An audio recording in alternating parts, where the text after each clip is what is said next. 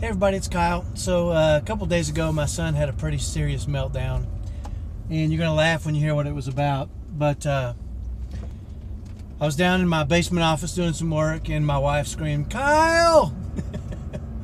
And turns out my son had lost a small bionicle piece, and he couldn't describe it to me what it was, but obviously he had lost it. And you know, it took about an hour for me to get him calmed down, but he didn't escalate too bad. I mean, he wasn't happy with me, but I worked through it. When I came down afterwards, the funny part is my wife says, "You like that crap, don't you?"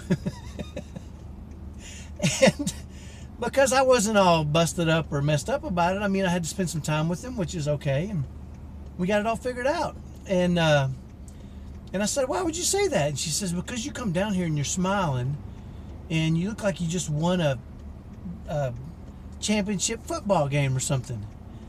And it really made me giggle to think that that was my reaction to it. But I started to realize, and I've conditioned, and I want to tell you a little story about conditioning, because I've conditioned myself at this point to win meltdowns.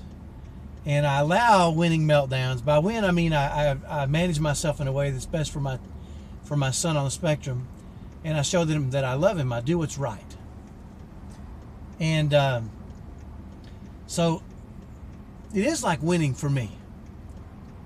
And, you know, I think it all stems from I've conditioned myself to feel like I win whenever I handle myself in an appropriate manner when my son has a meltdown, whether that's in public, whether that's up in his room at home, which it was the other day.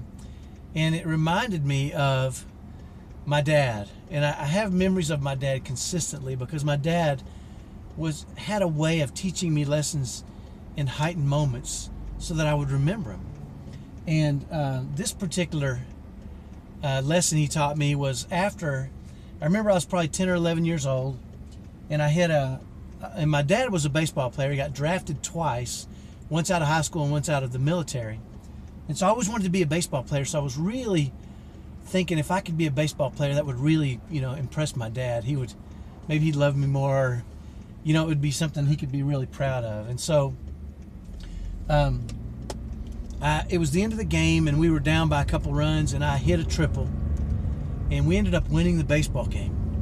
And it was really exciting for me, and I was just excited to share that with my father. And I came up on my dad. You know, the game was over, and I ran up to him. Sorry. My father passed a few years ago, so sometimes it's a little tough on me to talk about him. But I ran up on my father, and I said, "Dad, did you see that? I hit a home run and I won the game." And I was just ready for him to describe. I wanted to feel the pride he would have in me. And he said, "You know what, son, I'm really proud of you. That was great." He said, "But you know what?" I said, "What?" He said, "I'm even more proud of you when you treat people kindly, or when you show your mother you love her." And he gave me a couple of examples. And I said, "What are you talking about, Dad? I mean, I just hit a home run to win a game." And he said, "You know what, Kyle? There's a crowd in heaven that cheers for you when you do great things, small and simple things that are great things." And he said, "I want you to remember that whenever things happen, whenever you do things that matter, like being kind to people and treating people nice and sharing stories that help people, there's a crowd in heaven cheering for you." And dadgummit, he associated a spiritual thought to my sport win event. And you know, he made that connection so strong at that moment in my life. And you can tell, can't you? I feel it. That as I grew up and played different sports, if I had a game-winning basketball shot, I would just get calm and think about how much more important simple acts of kindness are, or doing what's right when it's hard, or making an honest decision and doing the right thing when it's easy not to, or telling the truth when I know the truth is going to get me in trouble. And every time I would have an experience in a sporting event where I would accomplish something, I would just get real calm, because I would be reminded of that event in my life. He made this connection and this association for me that I couldn't get away from. I mean, even a few years ago, I want to say maybe 5 or 6 years ago, I was playing softball with a bunch of buddies, and I hit a home run and it won the game, and they were jumping up and down, and I was just calm. And he ruined it for me. He ruined the excitement. But what he taught me was that we get to decide what we connect to events in our lives.